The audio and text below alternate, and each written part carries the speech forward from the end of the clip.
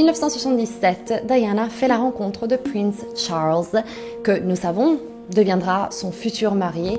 Cette femme dégageait une innocence, une bonté, comme les gens l'avaient rarement vue au sein de la famille royale. On venait d'entendre le Prince Charles à la télé devant tout le monde avouer son infidélité.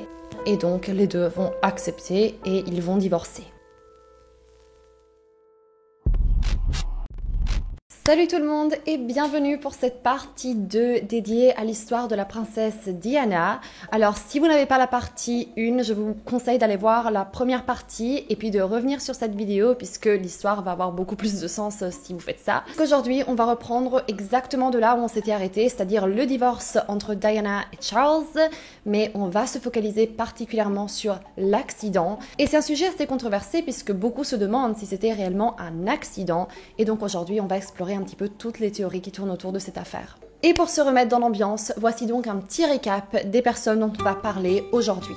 Voici la princesse Diana, elle tient dans ses bras son premier fils, le prince William, et voici son mari, le prince Charles. C'est le fils de la reine Elisabeth, et ça c'est le prince Philippe, le mari de la reine Elisabeth. À droite, il y a la Queen Mum, qui est donc la maman de la reine Elisabeth. Et voici Camilla Parker Bowles. Elle n'est pas sur la photo, mais elle mérite carrément sa place puisque c'est un personnage très important, la maîtresse de Charles depuis toujours. Mais alors que cette photo nous montre une famille heureuse, le contexte a énormément changé puisque suite au divorce, les relations sont devenues très amères entre Diana et Charles et leur vie avait désormais pris deux directions totalement différentes.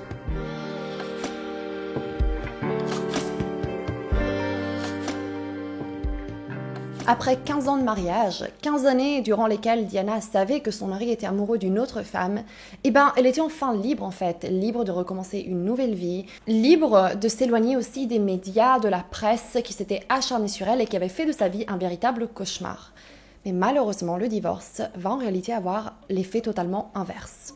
Diana était devenue une sensation mondiale et les médias savaient très bien qu'en la mettant en première page d'un journal, c'était le succès assuré. Suite au divorce, tout le monde voulait savoir que faisait Diana, est-ce qu'elle fréquentait quelqu'un, qu'est-ce qu'elle faisait de sa nouvelle vie, et donc il n'avait vraiment plus aucun scrupule pour la photographier, peu importe le contexte. L'attention qu'elle recevait de la part des médias et surtout des paparazzi s'est amplifiée fois 1000 suite au divorce. Et maintenant, il n'avait plus aucun sens de l'éthique lorsqu'il s'agissait de la photographier. Certains la provoquaient, lui disaient des choses assez insultantes juste pour déclencher une réaction de sa part et avoir des photos encore plus scandaleuses. Ça allait tellement loin que si Diana dormait dans un hôtel par exemple, les médias allaient payer des membres du staff pour qu'ils prennent des photos d'elle et puis qu'ils puissent les refiler aux médias. Donc la pauvre Diana commence à devenir assez parano, en toute logique, puisqu'elle se disait que ses moindres faits et gestes allaient tout le temps se retrouver en première page d'un journal. C'était devenu clairement de l'harcèlement, puisqu'ils allaient même lui poser des questions tellement atroces, du genre « Penses-tu que Charles est plus heureux maintenant avec Camilla ?» Même des questions encore plus horribles que ça, parlant de la vie intime de Charles avec Camilla. Et donc la pauvre, elle se sentait vraiment harcelée, oppressée. Et il y a des images si tristes où on voit qu'elle vit vraiment mal la situation, mais les paparazzi s'amusent, rigolent de tout ça, et c'est assez triste à voir. Il est aussi important de souligner le fait que suite au divorce, Diana n'a pas reçu de sécurité royale. Cela veut dire qu'elle n'avait pas droit aux gardes du corps que la famille royale aurait mis à disposition. Alors certains disent que c'est elle qui a refusé, certains disent que la famille royale ne lui a tout simplement pas accordé. Le fait est que c'était la responsabilité de Diana d'embaucher ses propres gardes du corps. Et malheureusement, cela n'a absolument pas suffi à lui garantir la sécurité et l'intimité dont elle avait besoin. Mais en 1997, une belle rencontre, va enfin apporter à Diana un peu de répit.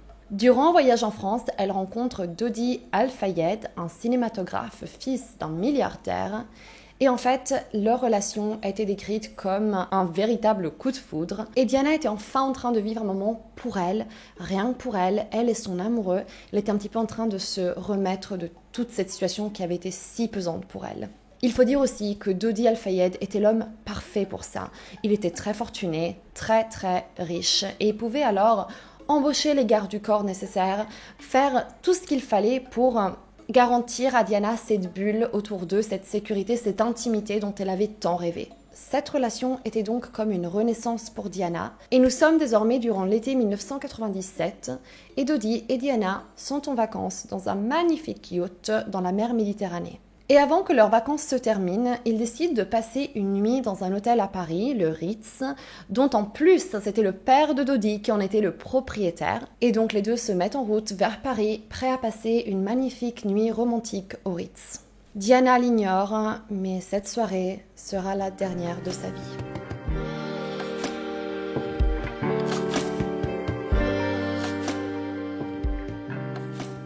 Dodi et Diana arrivent au Ritz à environ 4h30 de l'après-midi et le soir ils décident de manger dans le restaurant du Ritz. Mais Dodi a le mauvais pressentiment que des paparazzis se sont déguisés en membres du personnel pour pouvoir les photographier. Et donc il a un petit peu cette sensation d'être observé, espionné, et il dit à Diana qu'il serait mieux de finir le repas dans leur chambre d'hôtel. Et puis pour une raison que j'ignore, les deux vont décider de terminer la soirée chez Dodi, donc de quitter l'hôtel pour aller dans son appartement. Et je pense que cela s'explique facilement par le fait que s'ils se sentaient observés dans l'hôtel, ils avaient peut-être tout simplement envie d'avoir un vrai moment d'intimité chez Dodi. Mais bien évidemment, ils n'allaient pas sortir par l'entrée principale, puisque oui, le bruit avait tourné et des paparazzis avaient su que Diana séjournait au Ritz. Donc il y avait déjà une énorme foule de photographes qui les attendaient en dehors de l'hôtel. Donc, ils décident de sortir par l'arrière de l'hôtel. En plus de ça, aidés par le personnel du Ritz, ils ont fait une petite mise en scène en faisant croire aux paparazzi que Diana allait sortir bientôt par l'entrée principale, pendant que eux, ils pouvaient sortir en douce par l'arrière sans être repérés par personne. Diana et Dodi sortent par l'arrière de l'hôtel, montent à bord d'une Mercedes S280, accompagnés de Henry Paul, le chef de la sécurité du Ritz, ainsi que la garde du corps de Diana. Henry Paul se met au volant direction l'appartement de Dodi, et c'est à partir de là que cette histoire prend une tournure absolument tragique. Alors maintenant, on va retracer les événements de cette nuit-là, et je vais aussi vous parler des théories qui existent concernant cette affaire, mais je dois préciser que ce sont des théories, et donc je vous conseille de faire vos propres recherches si le sujet vous intéresse. Minuit 23, Henry Paul conduit en direction de l'appartement de Dodi et il est reporté qu'au lieu de respecter la limitation de vitesse qui aurait dû être d'environ 50 km/h, Henry Paul allait beaucoup plus vite que ça. Il allait à environ 110 km/h. Certaines sources disent qu'il allait même beaucoup plus vite que ça. Alors qu'Henry Paul est en train de passer dans le tunnel sous le pont d'Alma, il perd le contrôle du véhicule et se crache à l'intérieur du tunnel. C'est un accident absolument terrible, très très violent, et lorsque les secours arrivent, Henry Paul ainsi que Dodi Al-Fayed sont déclarés morts sur le champ. En revanche, Diana et sa garde du corps étaient toujours en vie. En effet, le garde du corps de Diana était le seul passager dans le véhicule à avoir mis sa ceinture de sécurité, et c'est la seule chose qui lui a sauvé la vie. L'état de la voiture nous montre à quel point cet accident a été d'une violence extrême. La voiture est absolument détruite. On se demande même comment Diana et son garde du corps ont pu être encore en vie lorsque les secours sont arrivés. Mais un détail un peu étrange, c'est que alors que, comme je vous ai dit, l'accident s'est produit à minuit 23 du matin, l'ambulance va se diriger vers l'hôpital Pitié-Salpêtrière que à 1h20 du matin. Donc quasiment 1 heure après que l'accident ait eu lieu. Et en fait, cela est expliqué par le fait que les médecins voulaient d'abord stabiliser l'état de Diana sur place avant de la bouger, puisque cela pouvait être assez périlleux.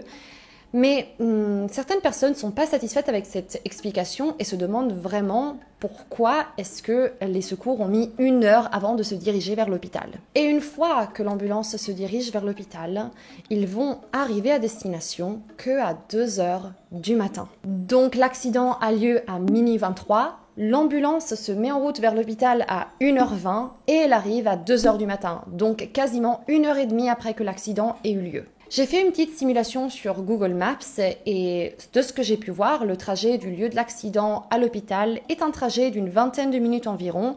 Donc on peut imaginer qu'une ambulance avec les gyrophares allumés aurait pu être beaucoup plus rapide que ça. Mais non, Diana arrive à l'hôpital 1h30 après l'accident. Et après 2 heures en salle opératoire, les médecins vont affirmer qu'ils n'ont rien pu faire pour sauver la princesse. Et à 4 heures du matin, le 31 août 1997, la princesse Diana est déclarée morte d'une hémorragie interne. Elle n'avait que 36 ans. Et le monde entier est choqué par cette nouvelle. Ça a bouleversé l'Angleterre, mais pas seulement. Le monde entier était tellement attristé par la perte de cette magnifique personne. Mais il faut dire aussi que lorsque les gens étaient encore en train de faire leur deuil, eh bien cet accident a soulevé pas mal de questions en fait. Certains avaient comme l'impression qu'il y avait quelque chose qui clochait dans cette histoire. Déjà, pourquoi est-ce que Henry Paul conduisait si vite en fait? Pourquoi est-ce que Henry Paul allait à plus de 110 km/h alors qu'il avait à bord de son véhicule la princesse Diana? Eh bien en fait, cela a été expliqué assez facilement puisqu'il est vrai qu'ils avaient orchestré toute cette petite mise en scène pour éviter les paparazzi, mais cela n'avait pas du tout suffi. Les paparazzi avaient très vite repéré la princesse et du coup ils s'étaient un petit peu lancés dans une course-poursuite avec le Mercedes pour essayer de la photographier. Et donc cela pourrait expliquer pourquoi Henry Paul allait si vite, tout simplement parce qu'il essayait d'éviter les paparazzi. Mais subitement, le rapport final va apporter une information supplémentaire. Henry Paul était totalement bourré en fait. Il était en train de conduire ce véhicule alors qu'il était 3 fois au-dessus du niveau d'alcoolémie légale pour pouvoir conduire. Ce qui a tout de suite semblé assez étrange puisque dans le véhicule, il y a aussi le garde du corps de Diana qui est embauché pour assurer la sécurité de la princesse et ça aurait été totalement irresponsable de la faire monter à bord d'un véhicule avec un chauffeur bourré. Certains pensent que sa garde du corps n'aurait jamais permis que cela se produise. De plus, des images de caméras de surveillance du Ritz, rendues publiques, nous montrent Henry Paul quelques minutes avant l'accident pendant son service. On le voit interagir avec le personnel, il marche droit et semble tout à fait normal.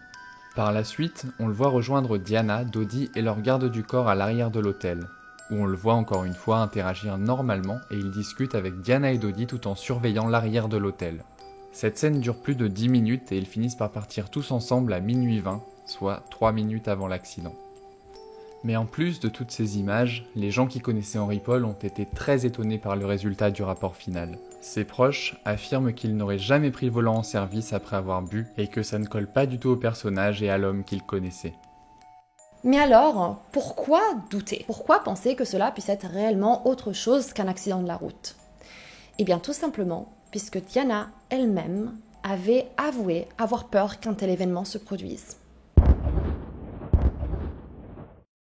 En 2003, le majordome de Diana va rendre publique une lettre qu'il dit avoir été écrite par Diana quelque temps après le divorce. Et voici ce que dit cette lettre. « Je suis assise ici à mon bureau, aujourd'hui en octobre, désirant que quelqu'un me serre dans ses bras et m'encourage à rester forte et à garder la tête haute. Cette phase de ma vie est la plus dangereuse. X prépare un accident dans ma voiture, panne de frein et blessure grave à la tête, afin de laisser la voie libre à Charles de se remarier. »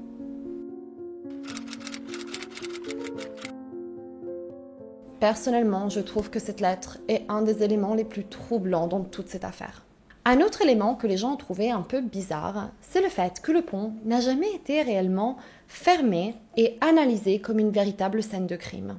Chose que certains ont trouvé étrange puisque, qu'il s'agisse d'un accident ou pas, on est quand même en train de parler de la princesse Diana. Donc on peut imaginer qu'il aurait été bien de fermer le pont, prendre quelques preuves pour au moins essayer de retracer peut-être un peu mieux les événements de cette soirée ou, si besoin, ouvrir une enquête puisqu'on ne sait pas encore s'il faut ouvrir une enquête ou pas. Mais non, le pont n'a jamais été fermé. Un journaliste nous apporte son témoignage et nous raconte que le même jour, à 7h du matin, il décide de se rendre dans le tunnel pour voir un petit peu ce qu'il s'était passé. Mais il savait très bien que le tunnel allait être complètement interdit d'accès, fermé, bloqué. Du coup, il savait très bien qu'il n'allait pas vraiment pouvoir voir quoi que ce soit, tellement il allait y avoir de sécurité autour de ce tunnel. Mais à sa grande surprise, eh bien pas du tout. Le tunnel était ouvert à la circulation à 7h du matin. Il était sous le choc, puisque déjà, cela semblait extrêmement étrange. La princesse Diana venait de mourir cette même nuit dans ce tunnel, et le tunnel était ouvert à la circulation. Mais en plus, non seulement, le tunnel avait été lavé. Alors je comprends que laver un tunnel après un accident, ce soit quelque chose d'assez logique, mais par contre, ça reste bizarre, puisque cela éliminait toute possibilité de collecter des preuves en fait. S'il y avait des preuves à collecter, bah là c'était fini, c'était impossible. Tout avait disparu maintenant. Si on aurait voulu ouvrir une enquête à l'avenir, bah cela était fichu en fait, puisque voilà, les preuves n'existaient plus. Pendant des années, certains ont été très sceptiques et ont demandé à ce qu'une vraie enquête soit ouverte pour essayer d'y voir un peu plus clair. Et en fait, le gouvernement avait été mis tellement sous pression qu'en 2004, ils vont ouvrir une opération nommée Operation Paget qui avait pour but de revoir un petit peu toutes les théories qui avaient été émises à propos de l'accident et comprendre s'il pouvait y avoir une part de vérité dans tout ça. Mais au final, le rapport final de cette enquête va dire que c'était bien les paparazzi et que c'était bien cette course-poursuite qui avait été la cause de l'accident.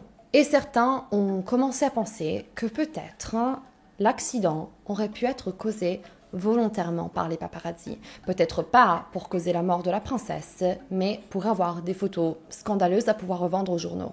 Puisque certains témoins vont dire que cette nuit-là, dans le tunnel, ils ont vu une lumière blanche très éblouissante. Tellement éblouissante qu'elle aurait pu totalement aveugler le chauffeur du véhicule, donc Henry Paul. Et je suis tombée sur cette photo, qui est terrible. Je me demande comment cette photo a pu être prise, mais c'est une des dernières photos qui a été prise juste avant l'accident, où on voit Henry Paul, on voit la peur dans son regard, et on voit le reflet de cette lumière blanche dans ses lunettes. Et cette photo me glace le sang. Ce qui est incroyable, c'est que certains photographes ont été inculpés pour homicide involontaire. Ils ont été jugés, mais ils ont tous été acquittés. Après avoir analysé ce qui restait du Mercedes, les experts ont remarqué comme des traces blanches de peinture sur le Mercedes, comme si un autre véhicule blanc est frotté contre la voiture. Et en fait, ils vont être en mesure de dire que cette peinture blanche provenait d'une Fiat Uno.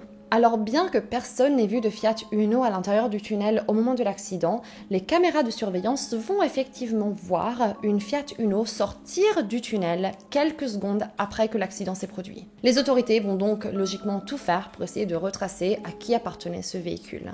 La première possibilité, c'est que cette Fiat Uno appartienne à un photojournaliste nommé Jean-Paul James Anderson, qui pendant cette période avait développé une réelle obsession pour Diana et qui n'arrêtait plus de la photographier. Cet homme ne semble pas non plus très bienveillant puisque, à ce qui paraît, il se serait vanté d'avoir pris des photos de Diana le jour de l'accident et d'avoir en sa possession des photos explosives de la princesse, ce qui est absolument dégueulasse. Et ce qui va rendre la chose encore plus louche, c'est qu'en 2000, Anderson va être trouvé mort dans sa voiture, brûlé au milieu de nulle part, et sa mort va être classifiée comme un suicide. Donc un suicide, mort, brûlé dans sa voiture. D'autres pensent que le propriétaire de cette Fiat Uno aurait pu être un jeune chauffeur de taxi qui à l'époque avait 22 ans. Et en fait, ce qui a rendu cet homme assez louche, c'est que la même nuit de l'accident, il aurait réveillé son frère en plein milieu de la nuit pour l'aider à repeindre sa Fiat Uno blanche en rouge. Cela se passe la même nuit de l'accident, mais l'homme avait un alibi solide. Il était au travail lorsque l'accident s'est produit, donc ça ne pouvait pas être lui. Eh bien non, son alibi n'a pas tenu, puisque après, on a découvert que ce jour-là, il avait quitté le travail plus tôt que d'habitude. Dans tous les cas, cet homme dit n'avoir rien à voir avec l'accident, et on n'a jamais pu prouver quoi que ce soit, donc cela a mené à rien. Alors, comme vous pouvez le constater, cette histoire semble sans fin, puisque certains pensent que tout ça a été causé par les paparazzi, qu'on connaît la vérité et qu'il faut juste arrêter de spéculer sur cette affaire, mais d'autres pensent qu'au contraire, on ne connaît pas toute la vérité et qu'on doit continuer à essayer d'y voir plus clair. Et là, vous vous dites, mais le garde du corps, lui, il est encore en vie, donc c'est la seule personne qui peut nous dire ce qui s'est réellement passé cette nuit-là. Eh bien non, en fait, puisque oui, il a survécu, mais il a aussi subi de grandes séquelles suite à l'accident, entre autres une perte de mémoire qui fait qu'il ne se souvient plus de rien du tout. La dernière chose dont il se souvient, c'est lorsqu'il monte à bord du Mercedes, et puis après, c'est le vide total. Pendant des années, le père de Dodi Al-Fayed, Mohamed Al-Fayed, a affirmé que selon lui, cela n'avait rien d'un accident et que tout ça a été fait parce qu'en fait, Diana était enceinte de Dodi. Elle attendait son enfant et Dodi avait même prévu de la demander au mariage. Ce qui tient la route, puisque le soir de l'accident, 2 bagues avaient été livrées dans leur chambre d'hôtel au Ritz. Et donc, on pourrait peut-être penser à une demande en mariage. Alors peut-être qu'on connaît déjà la vérité et qu'on refuse de l'accepter. Peut-être un plus grand mystère se cache derrière cette affaire. Mais la chose dont on peut être sûr, c'est que Diana a marqué l'histoire. C'était une princesse des temps modernes, c'était un symbole d'espoir et elle a marqué l'exemple pour toutes les générations à venir. Elle savait qu'elle avait une influence et a décidé de l'utiliser pour aider ceux qui en avaient réellement besoin. La tristesse qui a suivi son départ nous montre à quel point elle était adorée de tous. C'était une princesse, mais aussi une amie, une mère, une femme forte et fragile à la fois, tout simplement une belle personne. Une belle personne qui restera pour toujours dans le cœur de ceux qui l'ont connue, mais aussi dans celui de ceux qui n'ont pas eu cette chance. Les amis, j'espère que cette vidéo, cette série sur la princesse Diana vous a intéressé. Moi, j'ai trouvé l'histoire vraiment fascinante et j'ai vraiment hâte de voir ce que vous allez en penser. Alors, laissez-moi tout ça dans les commentaires. Les amis, c'est tout pour aujourd'hui. Je vous dis à très bientôt. Ciao!